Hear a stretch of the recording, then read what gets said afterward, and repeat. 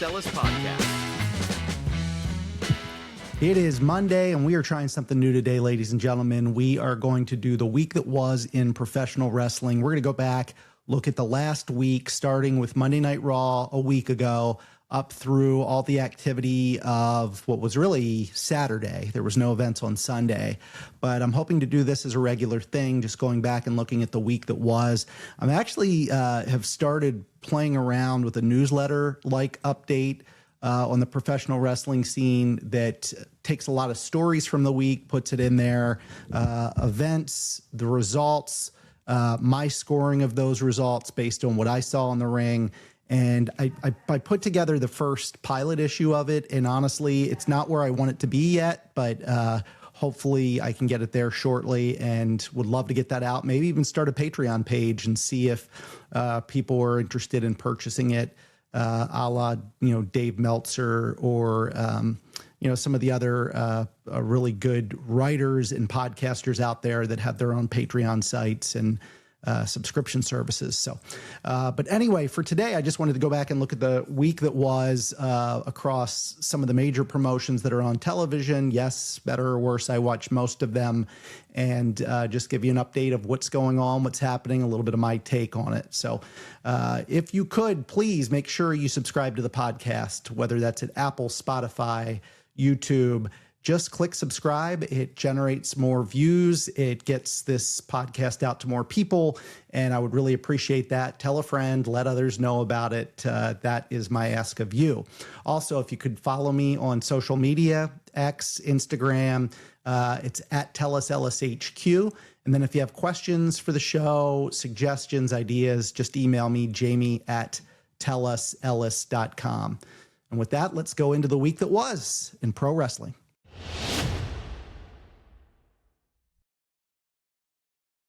I'm actually going to go back to last Saturday to start this because, WWE had their Backlash pay-per-view, and I'm not going to get into the pay-per-view. It's actually a premium live event, not pay-per-view. I still refer to it as the old moniker, but as long as you have ESPN, you were able to see ESPN Unlimited, you were able to see the event in its entirety. But Asuka wrestled Io Sky, and it was the culmination of several weeks, really months of tension between those two. And the match was really good. I thought it was a really good match. The ending was interesting. Io Sky wins it, and when I saw them hug in the ring and literally shed tears, it did make me think for a second, what is this, an exit for Asuka? Crossed my mind kind of immediately. Was she released as part of the WWE releases, and this was a going away? Something just didn't sit right with me on that match, and then I started reading some of the internet chatter out there, and I wasn't the only one that was thinking of that. And there still hasn't been a very clear reporting on it. What it does appear is that Asuka is not part of the releases of WWE. Nobody has confirmed that she was asked to take a pay cut or anything like that. She's been really important to WWE. What this does appear like is that she needs to take time away, go back to Japan, deal with some things at home. And without getting into a lot of it, just she needs time away, which happens for wrestlers. So she's been going at it long and hard, and I think she just wants a break. There's a lot of speculation out there that this could be for an extended period of time. And Mike Johnson at PW Insider said that via the Wrestling Observer that maybe this could be for an extended period of time. But it doesn't sound like anything I've heard that she's retiring or anything like that. So we'll see if Asuka makes her return in the next couple of months. She's pretty important to this women's card. Not having her in there, along with Kairi Sane being released, really takes a piece of that WWE women's roster and removes it. So Io Sky remained in the news then. She scored a victory against Sol Ruca in a really good match. I'll get into that. This was on Monday Night Raw a week ago, but it was announced that she and Evil from New Japan Pro Wrestling actually got married. And I didn't even know she was dating him. Evil just debuted in NXT, and they are now married. So she sent a nice message out. It said, "We both began walking the path of professional wrestling in Japan and have each seen different sights and different skies along the way." And it basically just announced their marriage. So interesting news there, Io Sky and the former Evil of New Japan Pro Wrestling. Just going around the industry a little bit, a couple of highlights, newsworthy stories. AEW has sued Triller TV for nearly $5 million in unpaid revenue. This has been a story I've been following pretty closely. Triller is the entity that does a lot of the live paid streaming services for pro wrestling, some combat sports, bare knuckle fighting, etc. And they have a very complicated structure. If you look at an org chart of Triller TV, they have 24 entities spread throughout this web of what this corporation is. And my understanding in hearing from various, again, wrestling news services, is that Triller gets the revenue. It then passes through their corporate entity into one of these different subsidiaries or several of the different subsidiaries, who then take care of paying out the creditors and their vendors. And in this case, AEW. And unfortunately, that money did not get paid. And AEW did file a lawsuit. It almost sounds like a situation where they were using those funds that were to go to AEW and paying out others, and kind of this pyramid, not scheme, just lack of cash flow. And when you have a lack of cash flow, you use money that you're supposed to pay out one party and you give it to another party. And unfortunately, that's what it sounds like it happened here. A lot of confusion on who's in control there. I believe they called back their board to take more active control in managing the business.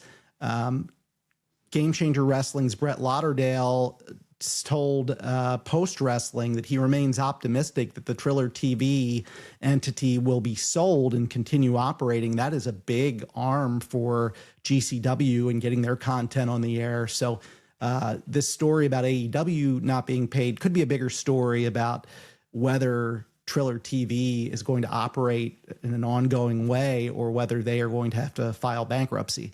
So keep an eye out for that. AEW, by the way, does not use those services anymore. They use their My AEW platform. You can also stream pay-per-views on Prime Video and on HBO Max. So they kind of got out of that business, which, by the way, probably hurt Triller TV. At one point, Triller TV was getting a 50-50 split of their pay-per-view revenue, AEW's pay-per-view revenue.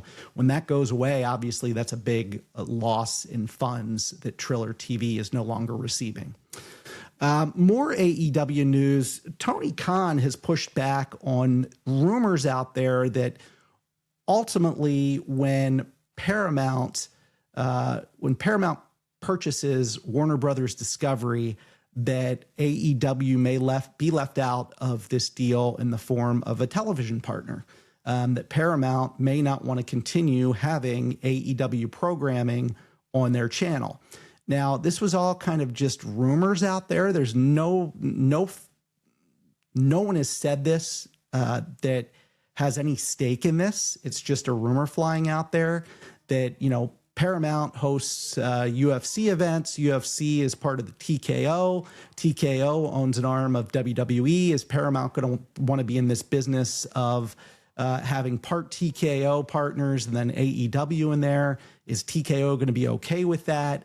Again, it sounds like these are all unfounded rumors, and that AEW has a strong deal with Warner Brothers Discovery that should last beyond a sale if this deal with Paramount closes. And if that is the case, they should be good through 2027. What happens after that is up in the air. We'll have to see what happens. But it sounds like Tony Khan was just scratching his head saying he's not sure where these rumors come from. It is interesting, though, that they did open up their My AEW streaming service, which would give them a way of airing their programming should Paramount not want to pick up the contract. But again, not even sure that's a possibility as part of a sale. So something to watch.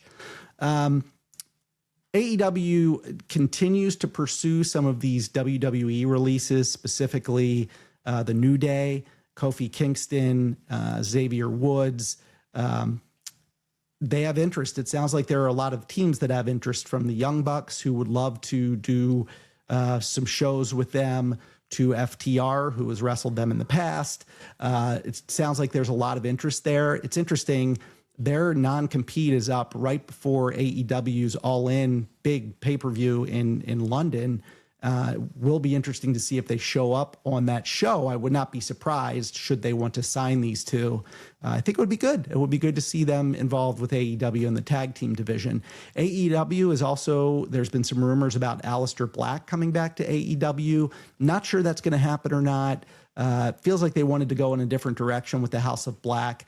Obviously, they have the Triangle of Madness on one side with, some of the members of the old House of Black in that faction. Buddy Matthews hasn't been wrestling for a while due to injury.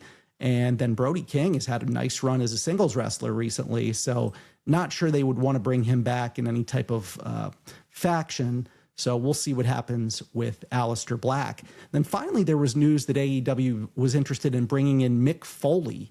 Mick Foley is, about an hour from Long Island. Double or Nothing pay-per-view is next weekend, which is from New York City, actually from Queens. And there could be a Mick Foley sighting there. I'm not sure if that's if this is something that is rumor or is something really going to happen here. Foley expressed his disinterest with WWE and having their partnership. It was over some political conversations, I believe. So sounds like he wants to partner with somebody. AEW may have interest, and we'll see what if the two parties want to come together or not. Major League Wrestling has been quiet because their show, MLW Fusion, has been off the air for quite some time. It last aired December of 2023. They keep advertising that they are going to be back on the air, and I don't know if that means they're going to be back airing Fusion episodes on YouTube, if they have a television partner. But it does sound like they're going to be showing something soon. They've been recording a lot of shows. I know that. And I'd be interested to see them. I don't know the results of those shows. I've kind of been holding out, but they've had some really nice shows going on, and I'd like to see them on TV. Even if it was on YouTube, I wouldn't mind, but feels like there's something happening there, and hopefully we get word on that soon. In the meantime, Major League Wrestling and Stardom announced a strategic partnership focused on talent exchange and creative cooperation, basically sharing talent back and forth between the promotions, which, we've seen WWE do that with TNA. We saw for a while AEW doing that with TNA. So we'll see what happens there. Jeff Cobb was released from his WWE deal a couple of weeks ago. It sounds like he's going to return to New Japan Pro Wrestling. He had worked there prior to his stint with WWE. I felt like there might be some AEW interest there, but it doesn't sound like it. Although, again, AEW does use some New Japan Pro Wrestling talent from time to time. In their Forbidden Door, as an example, they'll have some crossover matches, so we'll see what happens there. On the WWE side, it's interesting. Baron Corbin's return has been heavily discussed with WWE. He has been working with Major League Wrestling. It's been known as Bishop Dyer, I believe that's his name. And he left WWE in November 2024 at the expiration of his contract. Again, sounds like WWE would like to have him back. We'll see what happens there. And then Paul White, Big Show, just signed a new deal with AEW. This is a multi-year deal with the promotion. He does a lot of behind-the-scenes stuff, backstage stuff, but he will be remaining with All Elite Wrestling. John Cena Classic, he announced this at Backlash, a tournament of some kind or a show of some kind featuring WWE's youngest talent, maybe from the NXT brand, maybe even from the Evolve brand, wrestling more veteran talent. And you have winners and losers of matches, but ultimately the fans vote on who had the best performance, and whoever did wins this John Cena Classic title. Doesn't sound like it's come together yet. Speaking with Cena, it sounds like it's very much up in the air, not whether this is going to happen, but how it's going to happen. What are the rules behind it? All of those things. So we'll see what that turns out to be, hopefully in the coming months. Cena said this was going to be a game changer, and until we hear more, we're not sure if it's going to be a game changer or not. On the legal side, Vince McMahon, kind of legal beat. This is probably going to be an ongoing segment. There are big questions in this WWE stockholders suit as to messages that have been deleted, text messages using the Signal chat messages platform that does a lot of encrypting. If you want to send a message, those messages are encrypted. They're hard to trace. If you delete it, they're gone.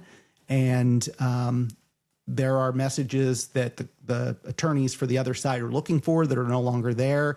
This could end up hurting Vince McMahon in that the judge may rule, well, you have to essentially assume that those messages, there was something bad in those messages if they were deleted. That is a possibility, which could really hurt the McMahon side. On another piece of this related to the WWE Ring Boys lawsuit against the McMahons, the Fourth Circuit Court basically said, look, we cannot protect the anonymity of those ring boys if their statements essentially reveal their identities. So if in their statements it becomes clear that this was this individual, there's nothing that the courts can do about that. On the medical side of things, Barry Blaustein passed away. Barry was 72 years old. He directed the Beyond the Mat movie, which I watched it a while ago. It kind of went behind the scenes on some of the pro wrestling stuff. He was also a longtime Saturday Night Live writer from 1980 to 83, did a lot of work with Eddie Murphy, collaborated with him. And again, I think the documentary Beyond the Mat, I think it was a 1999 documentary. And again, Barry Blaustein passes away and was well known for that documentary. I don't think Vince McMahon was very happy with Barry Blaustein. I don't think he liked the end documentary and what it unveiled. But Barry Blaustein passes away at 72. And then Marty Jannetty, a former rocker, a former partner of Shawn Michaels, unfortunately had to have his foot amputated. I don't know if it was right foot or left foot, but he had to undergo a foot amputation.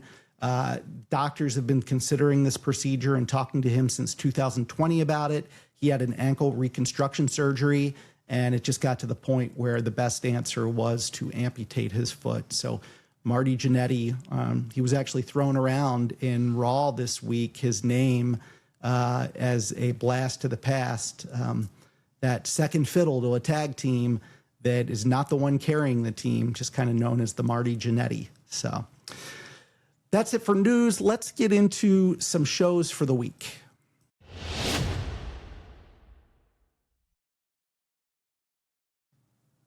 Okay, so the week started off with Monday Night Raw a week ago. This was the 11th of May. It was from Knoxville, Tennessee. Total number of fans in the arena, 9,379 for the show. It saw a big pickup from Backlash. So taking on where Backlash left off, of course, it involved Roman Reigns, Jacob Fatu. Roman Reigns comes to the building with the expectation that Jacob Fatu is going to acknowledge him. That was how the show started, and it also ended with that. In between, we had some matches, including the Vision, Austin Theory and Braun Breaker, and they faced off against the Street Profits. Street Profits end up winning by pinfall. This had some Seth Rollins interference. The match went 12 minutes and 21 seconds. I gave it a 6.5 rating. The in-ring action wasn't tremendous. And ended up in the pinfall. Again, some backstage shenanigans, or in-ring shenanigans, I should say, with Seth Rollins running in and interfering in the match. We get some preparation for a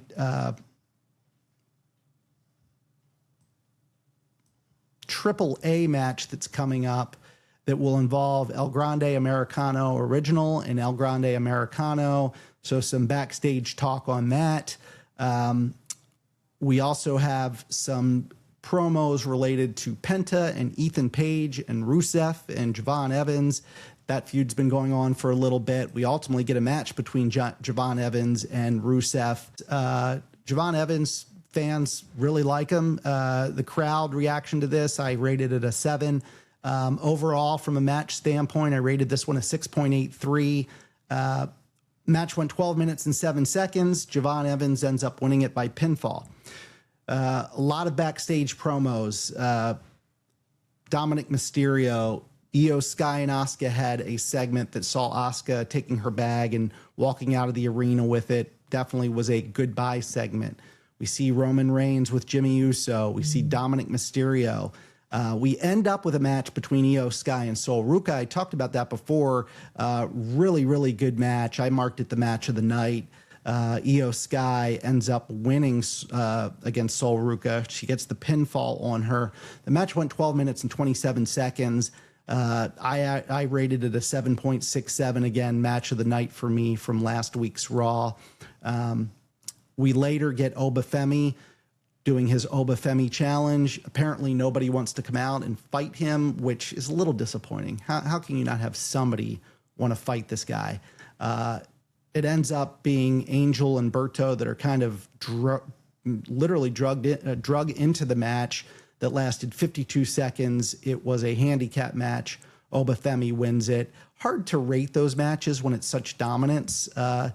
Obviously, they're trying to continue to get Obafemi over, and he is over, so I don't know what more they really want to do there. He is clearly over with the fans. Then we got Dominic Mysterio facing the original El Grande Americano. And Dominic Mysterio, I thought his AAA mega title was in jeopardy. He put it up in this match. It was a really good match. Dominic's come such a long way in the professional wrestling world. He can flat out wrestle with the best of them. And this was a good match, too. I ended up rating it a 7.33. It went just a little over 9 minutes. There was a lot of in-the-ring action, out-of-the-ring action. El Grande Americano OG, El Grande Americano. It involved Rayo and Bravo and Bruno and Julio. All of that going on the outside allowed Dominic Mysterio to hit his 619 and then frog splash on the OG and ends up pinning original El Grande Americano for the win. This one ended up, the show ended up leaving off with Roman Reigns in the ring, waiting for Jacob Fatu to come out and acknowledge him. Fatu fights off both Usos and ends up in the ring and goes after Roman Reigns, very similar to the end of Backlash, puts a Tongan death grip on him, and security comes out, tries to pull them apart. Clearly, Jacob Fatu is unhinged and will not acknowledge Roman Reigns, and the story will go on from there. It does sound like Roman Reigns is doing some shows in the very upcoming near future. He is scheduled for a lot of shows, including, it sounds like, Clash in Italy. He's confirmed for 5/18, which is tonight's Raw, 5/25 in Columbus, 6/1 Clash in Italy, 6/15 in Baltimore, and then 6/29 in Atlantic City. So it feels like this Fatu Reigns clash will continue. And that was it for Monday Night Raw. We then go to NXT. And NXT's in this weird space where they've got, they've got a lot of new talent. Some of them are from the Evolve brand, and they did graduate quite a lot of wrestlers up to the main WWE brand. So, a lot of new wrestlers out there. This one started with a tag team match between Nikita Lyons and Zarya against Lizzie Rain and Tatum Paxley. Lizzie Rain is this new kind of punk rock gimmick wrestler, but she's got quite good moves in the ring. This one ended up being a Lizzie Rain and Tatum win because Zarya walked out on Nakia Lyons. Feels like it could set up a feud there. I'm just glad to see Zarya kind of getting her own personality in all of this with NXT and not necessarily being a partner to anyone. Let her true color come out and see what she can do. This match lasted 9 minutes and 24 seconds. I rated it a 7. Overall, pretty good match. We had the former hero in New Japan Pro Wrestling coming out as Naraku in NXT. He gets his first win over Lince Dorado. Went a little longer than I thought, 4 minutes and 33 seconds. I thought he was going to come out and pummel whoever he was facing, in this case, Lince Dorado, but it was an okay match, nothing to write home about, but Naraku does get the win. We had a really interesting match, EK Prosper, Sean Legacy, and Tate Wilder against the Birthright, Stax Lorenzo, Charlie Dempsey, and Uriah Connors. And Birthright ends up winning it, mostly because Tate Wilder comes out and he's new at NXT, just up from the Evolve brand, gets super excited, wants to remain in the ring, doesn't want to tag anybody else in. He's got this, and it ends up leading him and his team to lose the match. He's going to be a superstar. This guy can really fly in the ring. EK Prosper as well, and Sean Legacy as well. But this Tate Wilder, I don't know. He's fun to watch. Cost his team the match, but overall, it was a good showing by him. We'll see what ends up happening with him and his teammates, and whether they're going to trust him in the ring any longer. We'll see. We had Jackson Drake win against Noam Dar via pinfall. And then the final match of the night was Kalani Jordan beating Kendall Gray. Really interesting. Ren Sinclair was at the outside with crutches on, and there was some interference, I'll say unintentional interference, when Izzy Dame ended up fighting Lola Vice backstage. It kind of bled out into the arena. They end up hitting Ren Sinclair by accident. Kendall Gray was not happy with that. She gets distracted. Kalani Jordan ends up with the pinfall. I marked that one as the match of the night. I gave it a 7.67. Kendall Gray and Kalani Jordan, really special in the ring. Like to see them continue to fight. It sounds like there's probably going to be a 4-way or some type of multiple people involved with the women's championship, not to mention the men's championship, by the way, at an upcoming NXT show. So that was NXT for the week. We move on to AEW Dynamite now. This one was from Harrah's Cherokee Center in Asheville, North Carolina. This one had a total of 2,389 people in attendance. Was set up for 2,737, so they were about 348 tickets short of capacity for what they ended up putting on. Ratings for this, from a P2 standpoint, basically anybody over the age of 2 watching this event ended up being about 585,000, which is about where they've been running.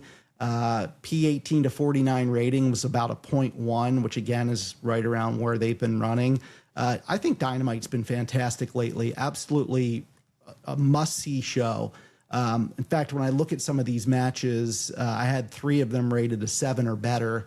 First one was Adam Copeland, Christian Cage, Nick Jackson, and Orange Cassidy. They were fighting Cash Wheeler, Clark Connors, Dax Harwood, David Finlay, and Tommaso Ciampa. The Copeland and Christian team ends up winning it. I gave it a 7.17. They've been doing a lot of these 10-men tag team matches, which are spectacular. This one probably wasn't my favorite of the group they've been doing, but ended up going 15 minutes and 52 seconds. Again, I give it a 7.17. We then had a squash match between Mike Bailey and Westbrook. What you'll hear about this match is that Westbrook tried to do this move on the ropes that he completely botched and looked like a fool. Mike Bailey ends up winning it in just a minute and 18 seconds. They basically were probably like, Westbrook, you've got to get out of the ring. That was a terrible performance. Mike Bailey wins it. It sounds as if Mike Bailey is going to get a championship shot this week at Darby Allin's title. He asked for it, and I think he's going to get it. I believe that's scheduled for this week. Kevin Knight fought defended his AEW TNT championship against a returning Brian Cage. Brian Cage is humongous. This guy's got veins popping out of his arms. You know, sometimes these guys get so big, they're prone to injury, and that's what happened with Brian Cage. I thought there was a chance he might win this match. He looked pretty good for being out of action for what was almost a year. Ends up that Kevin Knight wins it by pinfall, retains his AEW TNT championship. You had Will Ospreay fighting Ace Austin in a tremendous match. Ace Austin's really been out there fighting his heart and soul out. I gave this match a 7.5. Should have been the match of the night, given that number, but it wasn't. This match went 15 minutes and 37 seconds and ends up submitting. Will Ospreay ends up submitting Ace Austin. There was some vignettes of Will Ospreay still working with the Death Riders and them trying to train him to be a killer, but still protecting his body. Really interesting stuff. I just feel like this whole thing is being set up for AEW All In at the end of July, where I think Will Ospreay is going to end up fighting for the AEW championship. In that one, we will see. Alex Windsor and Hikaru Shida and Jamie Hayter fought fought the Triangle of Madness, Julia Hart and Sky Blue, along with Thekla. Tekla's team ends up winning this one. They end up losing it by disqualification. Didn't really understand this. I mean, it was good to see all these women in the ring, but Tekla ends up using the championship belt as a weapon, gets caught with it. DQ victory for Windsor, Shida, and Hayter. And more to come on what this is going to lead to when it comes to AEW Double or Nothing coming up this weekend. Finally, my match of the night, AEW World Championship, Darby Allin, Konosuke Takeshita. Just a tremendous match. I mean, Darby Allin's putting his body on the line each and every week. This one goes 15 minutes, 29 seconds. I gave it an 8.67. Takeshita really took control of this match early on. I think the biggest spot in this match was the German suplex off the top rope that Takeshita held and got a pin count on it. Darby ends up kicking out of it. Darby ends up winning it in the end with the coffin drop. There was a spot where Don Callis tries to give Takeshita the Dynamite Diamond ring that MJF had given him earlier in the night to use as a weapon. Takeshita, who's kind of pseudo face, denied it and ends up losing. So, again, another great win for Darby Allin. He continues to defend this thing week in and week out. And overall, a really, really good card. So that was on Wednesday. Also on Wednesday, and I've got to organize my database here by when the show was on, because Evolve is always recorded. But the show this week that was on TV, it was recorded back in April 10th, but it was on TV May 13th. 3 matches. In this one, Carmen Petrovich pins Nikita Lyons. CJ Valor pins It's Gall. And in the main event, it was a fatal 4-way for a shot at the Evolve Championship. Dorian Van Du, I believe it's pronounced, or Van Dux. I'm not sure how to say that. Brooks Jensen, Cam Hendricks, and Tristan Angels end up fighting. This was clearly the match of the night. Tristan Angels ends up winning it with a pinfall. Good match overall. 4 really good wrestlers. I like what I see from Cam Hendricks. He's getting some time with NXT right now. Tristan Angels is getting the bump up to NXT, it appears. So really enjoy this Evolve brand. Just the youngest, most raw talent, but they do a really nice job in the ring, and they're learning and growing, and that's awesome. Let's see, TNA Impact, really good show, I thought, this week. I think TNA is doing a really good job. They're not getting the ratings that they should. In this one, their P2 Plus was about 196,000 viewers compared to the 595,000 for AEW.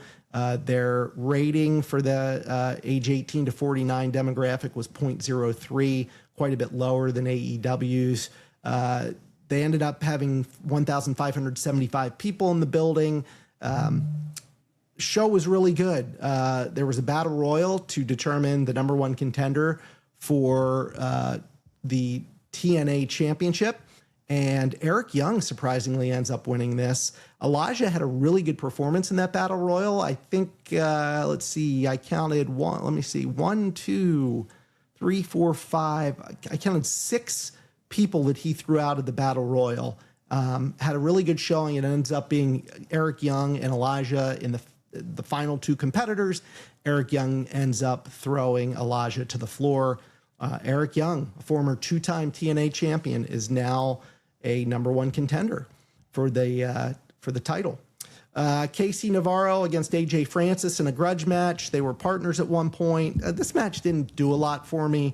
I gave it a 5.83 in my 10-point scale. Went 15 minutes, and Navarro ends up losing it to AJ Francis. Again, didn't really love it overall. I don't think the crowd really loved it. Let me see what I gave the crowd. Yeah, I gave the crowd reaction was a 6.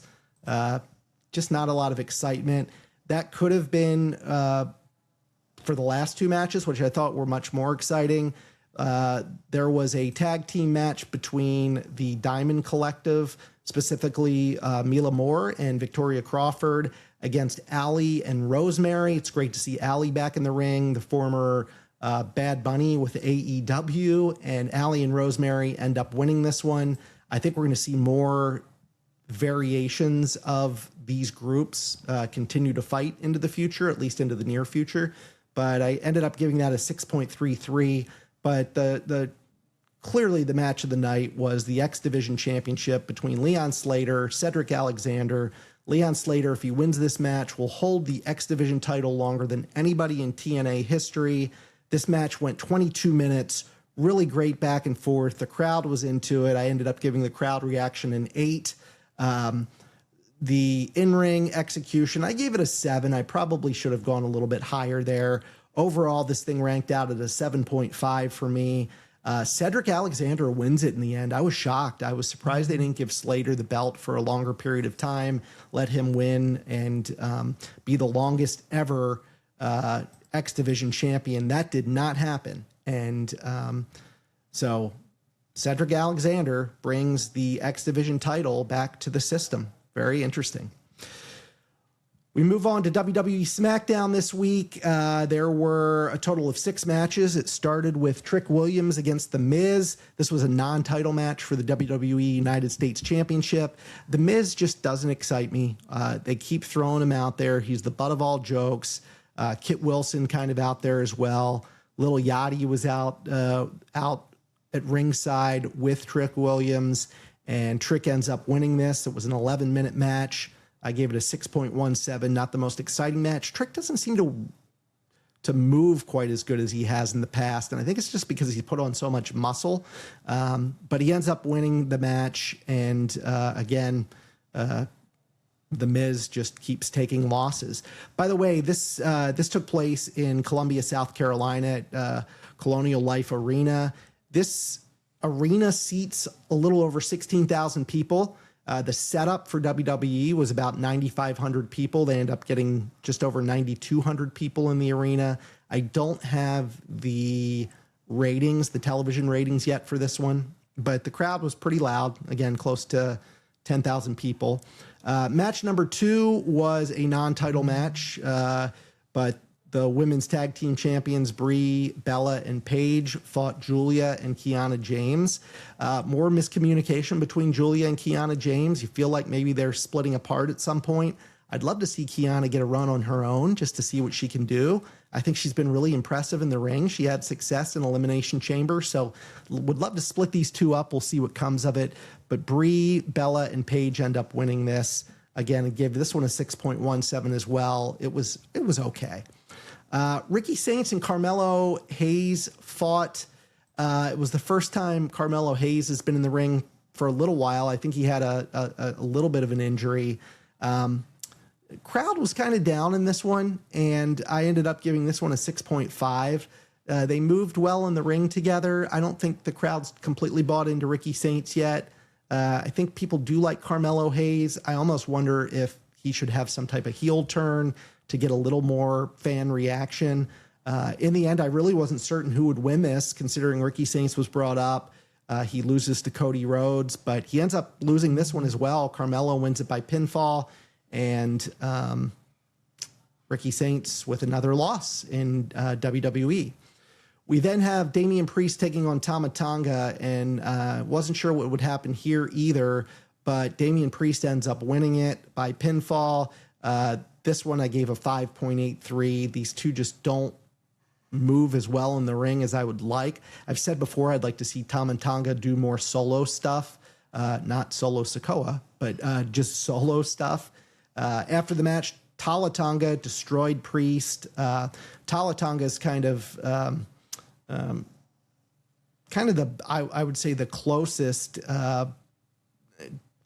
bodyguard, if you will, to Solo Sikoa, his trusted man.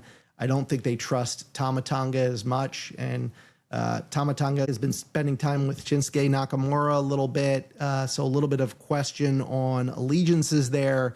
But again, in this one, Damian Priest wins it. R-Truth, the story is he was not cleared to wrestle, so he stayed backstage.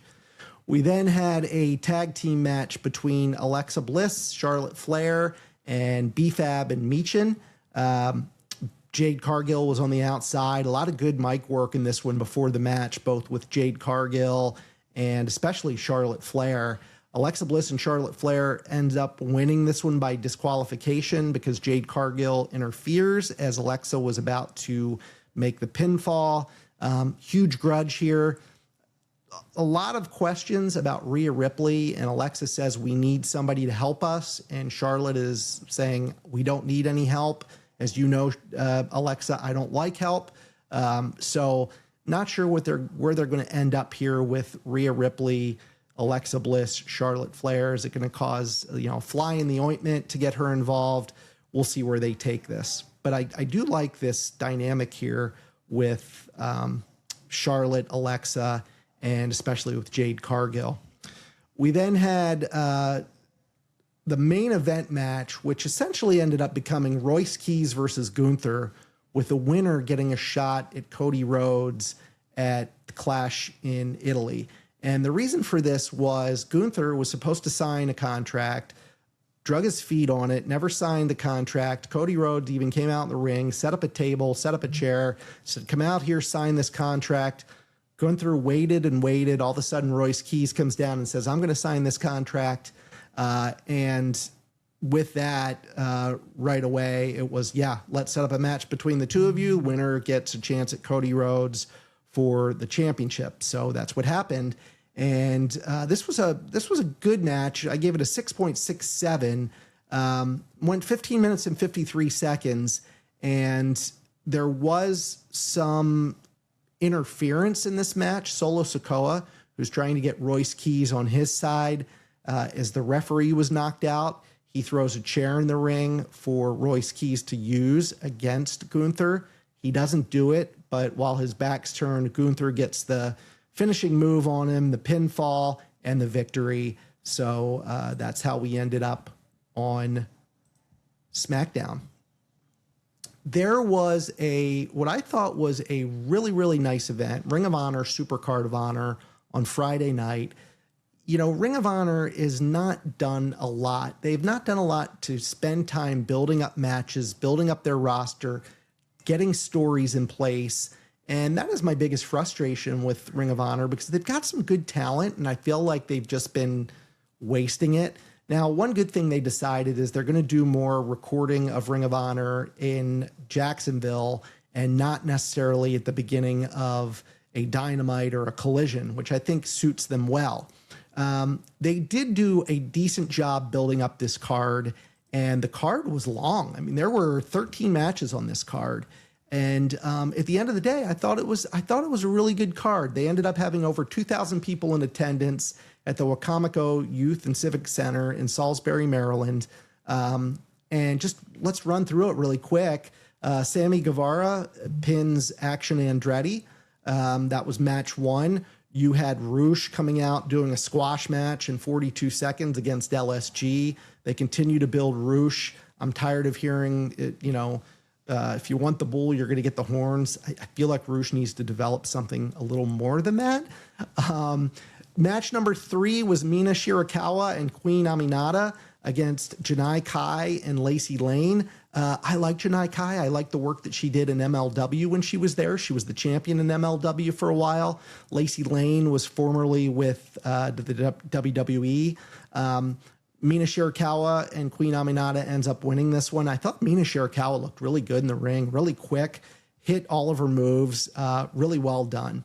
Match number 4 saw the Rascals fight the Premier Athletes. So it was Desmond Xavier and Myron Reed for the Rascals against Arya Davari and Tony Nese for the Premier Athletes. Rascals end up winning this. I gave it a 6.5 rating, ended up going 11 minutes and 23 seconds. We had a Pure Rules match between Nigel McGuinness and Josh Woods. I don't love Pure Rule matches because they play by the books a little too much. I thought this one was a little better than advertised. Again, I gave it a 6.17, not a huge positive rating, but it was pretty well done. Nigel McGuinness ends up winning this one. You could tell that Josh Woods was just out of gas by the end of this match. Went 14 minutes and 53 seconds. Both men shook hands after the match. Really well done. We then had the Ring of Honor Women's World Television Championship up for grabs as Red Velvet, the champion, faced off against Viva Van. Red Velvet ends up retaining the belt in 11 minutes and 19 seconds. I rated this match a 6.33, but Red Velvet looked really good in the ring, and I was happy to see her get on Collision then the next night. Match number 7, AR Fox against Leo Rush. The creepy Leo Rush, and he gets creepier and creepier each time. This was for the Ring of Honor World Television Championship. AR Fox had won this the week before, and actually it wasn't the week before, it was the week of. They actually did run a card this week, and AR Fox ends up winning it from Nick Wayne, defends it. During the match, Action Andretti comes to ringside. He was Leo Rush's partner, tag team partner, but he costs Leo Rush the match. AR Fox wins it and defends his title. Match number 8, the Ring of Honor Women's Pure Championship, Deonna Purrazzo against Diamante. This one had been built up for a month, 2 months. Really well done. I rated this one a 6.5. Deonna Purrazzo retains via submission. The match lasted a little over 13 minutes. You had the Ring of Honor Pure Championship on the men's side, Lee Moriarty against Ace Austin. I just told you how well Ace Austin is fighting. This match went back and forth. I gave it a 6. It went 16 minutes in total. Lee Moriarty ends up retaining his title. Match number 10, Ring of Honor World 6-Man Tag Team Championship. This was a surprise match, and I don't think it was originally scheduled for this card, but Shane Taylor Promotions, which is Carly Bravo, Shane Taylor, and Sean Dean, fought Dalton Castle, Truth Magnum, and Turbo Floyd. This was a really good match. All men fought really well. I didn't expect this to be as well done as it was. Something about seeing Truth Magnum and Turbo Floyd, you just get excited for it. They end up winning the 6-Man Tag Team Championships, and I kind of let out a loud hell yeah with this one. Just exciting to see Dalton Castle and the Truth Magnum, Turbo Floyd, the Outrunners, get a title in their hands. So I rated this one a 7.83, thought it was a really, really well done match, and really pleased with the result. We saw the AEW National Championship up for grabs. Mark Davis facing Jehu, I believe is how you say it. I rated this one a 6, went 14 minutes. Mark Davis ends up winning it. I think Mark Davis is really good in the ring when he has somebody good working with him, whether that's a Will Ospreay or, a Jack Perry, someone like that. This, he didn't work as well, felt a little stiff. He ends up retaining the national title. We had a really, really good match. Bandito against Blake Christian for the Ring of Honor World Championship. Bandito has held this title for quite some time. Blake Christian, this thing has been building literally for the last 6, 7, 8 months. And Blake Christian just gave it his all. He really impressed me in the ring in this one. Hit a lot of moves. The one thing that he failed to do, and I saw this earlier last week on a Ring of Honor show, he does this match or this move. I don't know what it's called, but his partner's up against the ropes with his back bent over. Blake has to kind of roll over his back and then back again. And 3 times I've seen him do this, and all 3 times he botched the move. That said, this was a really good match, lasted 26 minutes in the ring. Bandito ends up winning it by pinfall. Really great match. I rated this one a 7.83. Tremendous match. I gave it the match of the night, and really awesome. Really awesome. I want to see more of this from Ring of Honor. Finally, the last match of the night for the Ring of Honor Women's World Championship. This was Yuka Sasaki, Trish Adora, Billy Starks, Maya World, and Zeta Steele, along with Athena, the champion. And this was an elimination match. So Zeta Steele was the first eliminated, and she was eliminated by Athena. Trish Adora eliminates Yuka Sasaki. By the way, Athena took a beating in this match. She piled up a bunch of chairs outside the ring. She ends up getting thrown into them. She ends up taking a shot on the announce desk. She ends up taking a shot off of a ladder. She put her body through a lot. Let's see. Yuka Sasaki was eliminated by Billy Starks. Billy Starks was eliminated by Maya World. So that led Maya World and Athena, the only 2 in the ring at the end. There was a spot where Billy Starks came down to the ring with a white towel as Athena was in a submission hold. Billy Starks almost threw that white towel on the ground. She did not, because Athena said no way. Athena ends up winning this one and retains her world championship. She has held this title for an unprecedented amount of time. In fact, I want to go here quickly and look. Athena won the title back in December 10th of 2022. So she is, 22, 23, 24, 25, 3.5 years as champion. That is awesome. There was a lot of heat between her and Billy Starks after the match. Not sure if she is going to be part of MIT going forward or not, but again, really good match. Really excited about it, and overall a really good card. Want to talk about NWA Power. NWA Power is now on television, and these are pre-taped. This show was taped on April 4th. It appeared today. NWA is going through their Crockett Cup Tag Team Tournament, and we are getting towards the finals here. So just wanted to mention that. The first match was just a grudge match, Wrecking Ball Lejersky against Carson Drake. Carson Drake ends up winning this. I gave it a 5.33.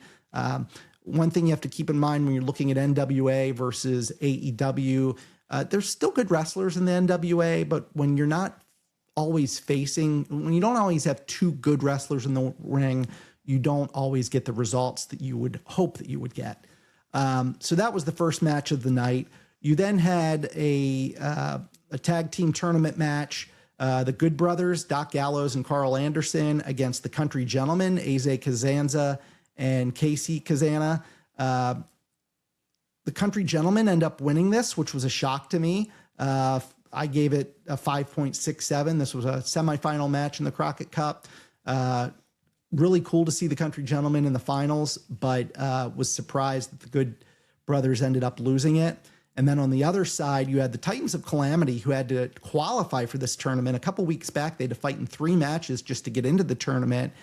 Titans of Calamity against the Wrestling Machines, Mondo and Slade. Titans of Calamity end up winning this. They too are in the finals. They beat them by pinfall. So Ren and Talos are going to fight against the Country Gentlemen in the Crockett Cup finals.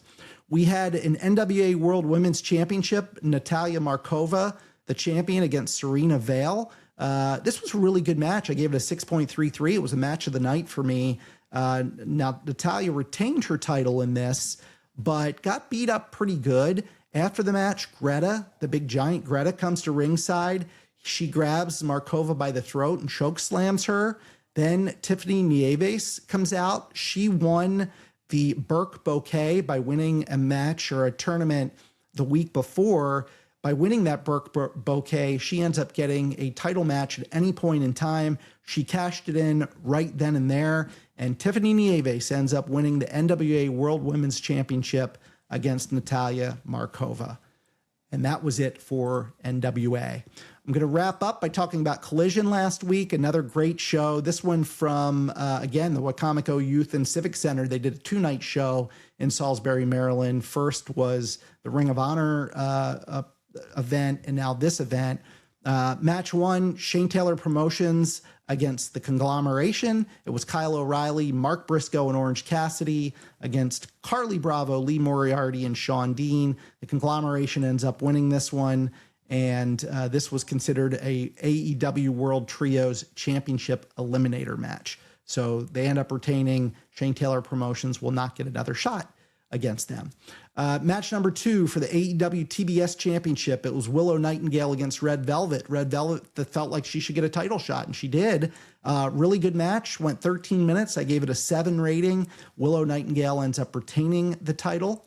We had the Ops, Anthony Bowens and Samoa Joe against the Lethal Twist, Jay Lethal and Lee Johnson. The Ops end up winning this.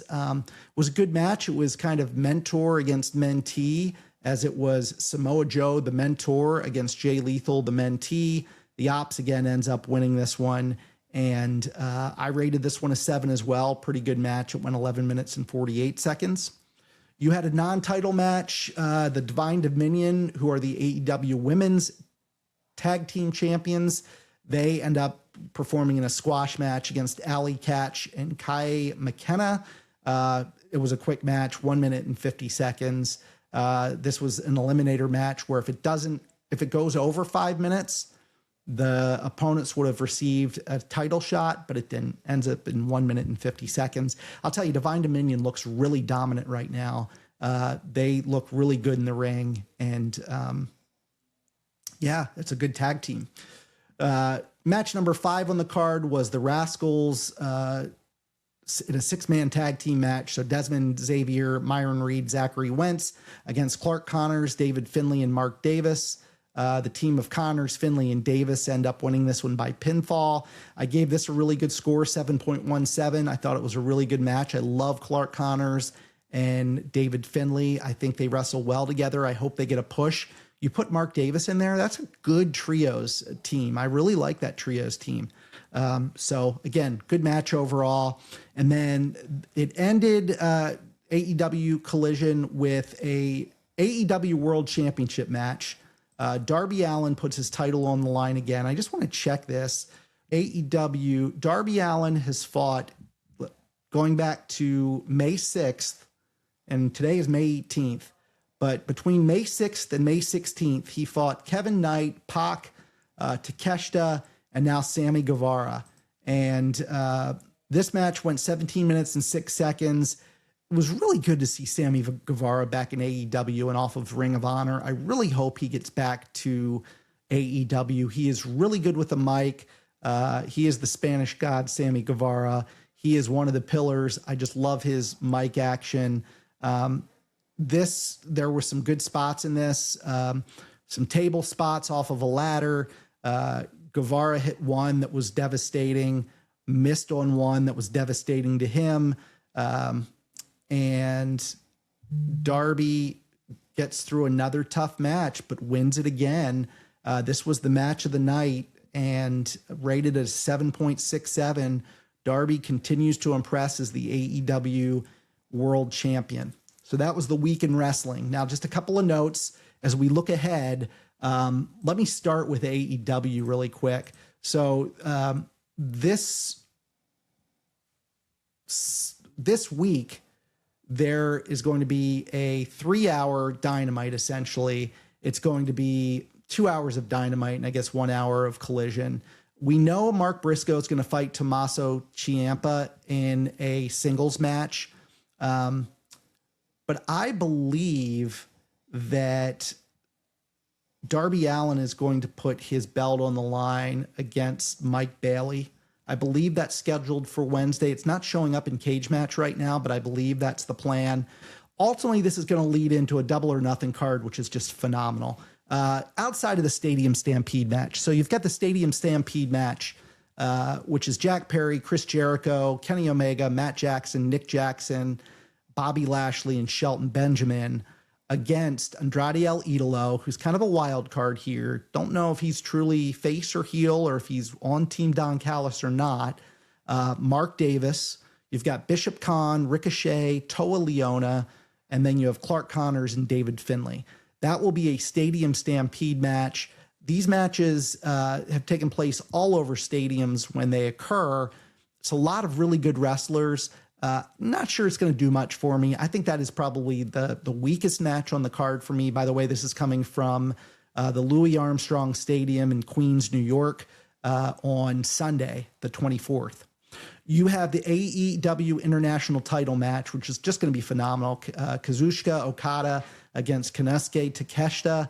This has been building and building and building, and I think this could be the match of the night easily.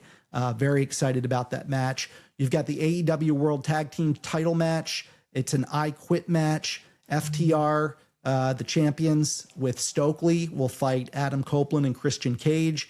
If Adam Copeland and Christian Cage lose, they're done. They've got to hang it up. Not sure. That might be in the cards. I just don't know. You've got two Owen Hart Foundation men's tournament matches. You've got Samoa Joe against Will Ospreay, which should be a fantastic match that's been building for the last couple of weeks because Samoa Joe has not liked how Will Ospreay is working with the Death Riders. So that'll be a good one. And then Swerve Strickland against Bandito. When Bandito won his title match against Blake Christian, Swerve comes out and just rolls him after the match, dominates him. Kind of a heel turn for Swerve, so that should be a really good match as well. You've got a non-title match. This is also Owen Hart Foundation tournament match. Non-title match, Alex Windsor against Willow Nightingale. I'm just curious to see if they want to, this will tell me a lot. I think this is either going to be Willow Nightingale or Alex Windsor winning this tournament. So I'm just going to say whoever wins this is going to get to the final. So it should be interesting. You've got an AEW Women's World Title four-way match. Tekla, the champion, against Hikaru Shida, who is kind of part heel, maybe part face right now, against Jamie Hayter, against Chris Statlander. I don't expect the title to change. I would love to see Jamie Hayter get it back again, but I don't see that happening. And then, of course, you have the AEW World Title in a World Title versus hair match. Darby Allin, the champion, against MJF. I think the whole world expects MJF to win this one, and it'll be disappointing given how much Darby has put into these last couple of weeks. But I just feel like they're setting up for an all-in match between Will Ospreay and MJF. That's kind of how I see it. I think we'll have more matches added to this. Tony Khan loves to, stack the card. This is only 8 matches. Would not be surprised if with the 0 hour we get to 12, maybe even 13 matches by the time the event takes root. So very excited about that. We also have Monday Night Raw tonight. We do know that it's going to be the Bellas, I say the Bellas. Geez, it's not the Bellas. It's Brie Bella and Paige, the women's tag team champions, against the Judgment Day, Raquel Rodriguez and Roxanne Perez with Liv Morgan. I kind of expect the Judgment Day to win this one. So we'll see tonight. I think Obafemi will have his Obafemi challenge, and that's all that's listed as of right now. We do have NXT tomorrow. Tristan Angels is supposed to fight on this card. Not sure who he's fighting. You've got Keanu Carver against Tate Wilder. Very excited for that match. Miles Bourne and Tony D'Angelo are fighting Cam Hendricks and Mason Rook. Excited to see what Rook does with a tag team partner. He's this big guy that has been signed to NXT in the last week. NXT Women's North American title match. Tatum Paxley against Lizzie Rain. Two very, very good wrestlers. Maybe two of the tops on the roster. I think they'll keep the title with Tatum Paxley for now, although Lizzie Rain is going to be a superstar. And then you've got the WWE NXT Tag Team Championship match, the Vanity Project, Brad Baylor, Ricky Smokes against Dark State, Deion Lennox and Saquon Sugars. This is going to either be more tension for Dark State and a potential breakup of that group, or maybe they win the tag team titles. So very good card on the CW this week. So I covered Raw, I covered AEW Dynamite, I covered Double or Nothing. There is also this week, there is a Saturday night's main event on Saturday from Fort Wayne, Indiana, just up the road. 6-man tag team match, 6-woman tag team match. Alexa Bliss, Charlotte Flair, and Rhea Ripley against BFAB, Jade Cargill, and Michin. That is a perfect Saturday night main event match. You have an Intercontinental Championship match between Penta and Ethan Page. I wouldn't be shocked if Ethan Page won it. I think he's better with the title around his waist and will get more heat that way. And then you have the WWE World Tag Team Championship, The Vision, against the Street Profits. Again, wouldn't be surprised if the Street Profits won this one. Feels like they want to push the Profits a little bit. Last but not least, we have WWE Clash in Italy. That is a week. That is almost 2 weeks from now, actually. The only match announced on that card thus far is Cody Rhodes versus Gunther. I think we'll add at least 1, maybe 2 matches to that tonight. I would expect Jacob Fatu against Roman Reigns. I wouldn't be surprised if this was a steel cage match or something like that. So a lot going on in the world of wrestling. I wanted to give you guys a recap. That was a little deeper than I thought I would go match by match. Not sure how I want to handle that in the future. If you have thoughts, comments, let me know if you find that interesting. I think these are done much better with 2 people versus 1. If you have interest in joining me on this show and becoming a regular, kind of like Murph is for football, let me know. Shoot me an email, jamie@tellusellis.com.